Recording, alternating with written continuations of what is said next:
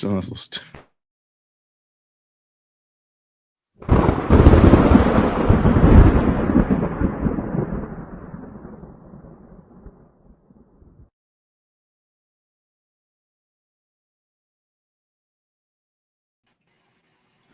Welcome to Down South Football Podcast, man. We're a few minutes right before they got the national anthem playing. We're a few minutes right before the Michigan versus TCU game. Just want to come and give you a quick little thoughts beforehand.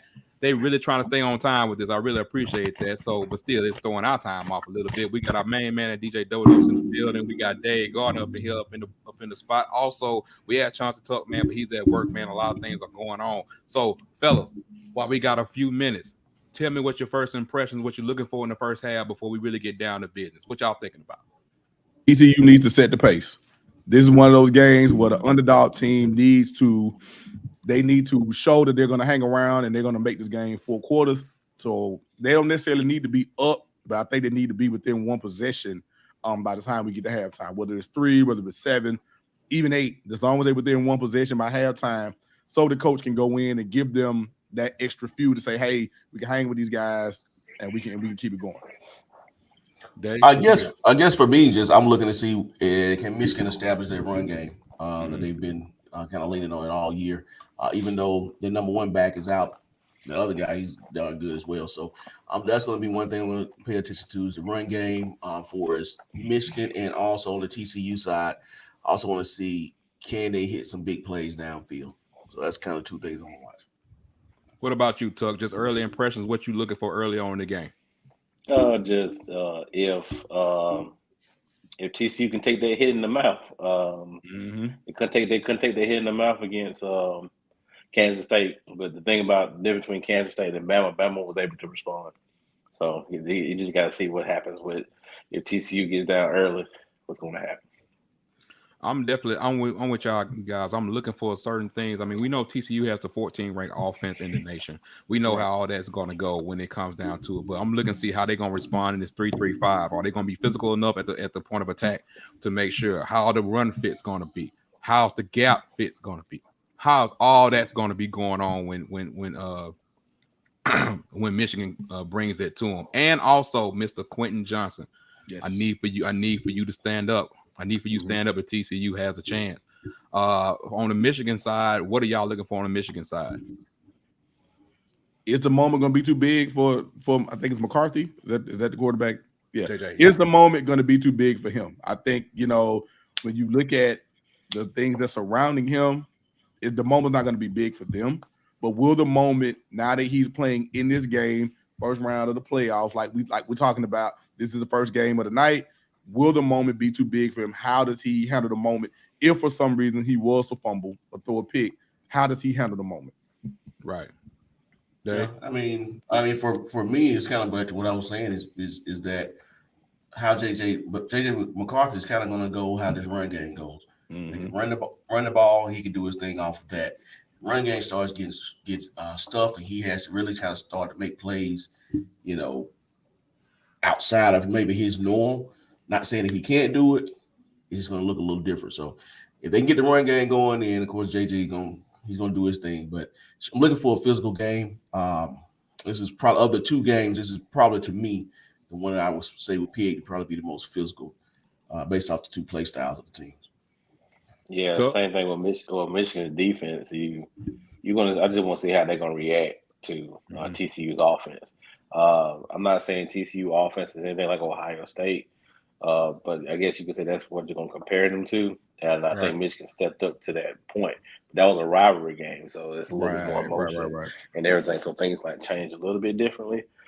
Offensively on Michigan, I think they'll be able to attack TCU, but they got to do it consistently on a consistent basis. If they can continue to do it consistently like that, and I think they'll be fine. Michigan has all the pageantry over Rose Bowl. TCU, they've been to a Rose Bowl before, so it screams all the checks of a pretty good matchup. And I think to your point, Tuck, with that, when you go back, or if people were to go back and they look at that Ohio State game, Michigan hit a lot of explosive plays in that game too. It wasn't like they had a lot of 80, 85, 90-yard drives. They hit a lot. They hit more explosive plays in that Ohio State game than damn it than they had all season. So if TCU can keep, and that's the one key factor that a lot of people are not discussing with that Ohio State game. Michigan was able to be explosive in that game. If TCU keeps them bottled up and they don't give them any cheapies, so to speak, can Michigan continue to move the ball on them too? And with TCU, a lot of their offense, they lead the nation in a lot in a lot of explosive plays. How much they get their percentage for offense, I can't remember the exact number from their explosive plays with their going down the field. So Max Duncan is going to go downfield. He's going to move the ball, but on TCU defense, God, I can't remember the guy's first name, LaDainian Thompson nephew. I mean, he's a real key for them on the defense side, how everything is going to go. But I still think, like y'all said, I think TCU gonna have to show them they can smash in the mouth too. And according to Sonny Dykes, this is something they've been preparing for. This is something they've been looking forward to.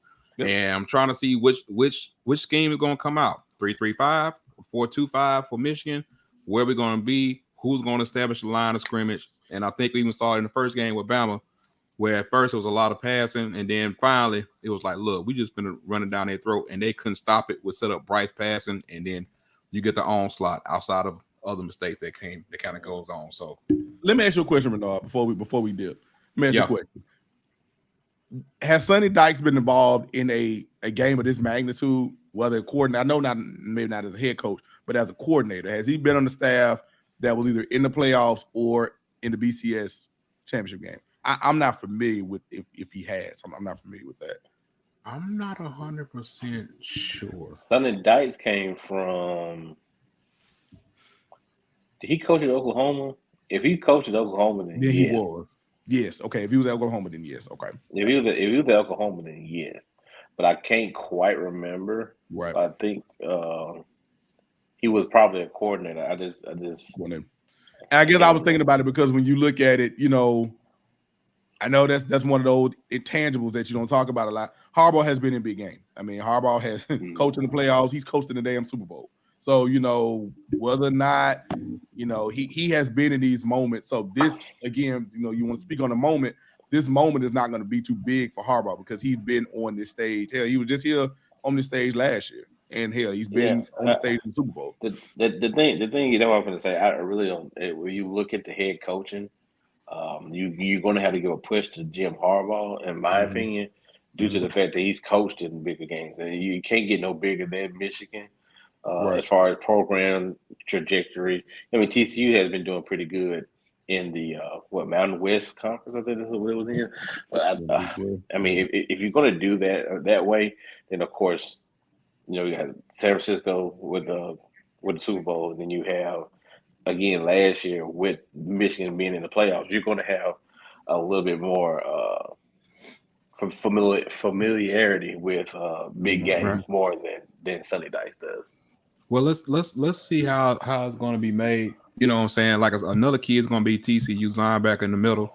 How is he going to handle everything with Michigan's Joe Moore winning line? It's just a lot of things that, like Sean said, he never coached at Oklahoma. Thank you, Sean. But it's a lot of things that we want to see, really. But number one, I want to see the line of scrimmage. Let's see how they handle it first with that defense that they playing that nobody seems to really like a lot. But we're gonna go ahead and be with y'all, man. We're probably back at y'all at halftime. So y'all see what we see, stuff like that. But man, if nothing else, y'all stay tuned to us, man, and we'll come back at y'all as soon as we can, man. But y'all go watch this game, and we'll be back at halftime, discuss a little bit more. We up out this thing, man. We'll see y'all later. Peace. All right, man. Peace.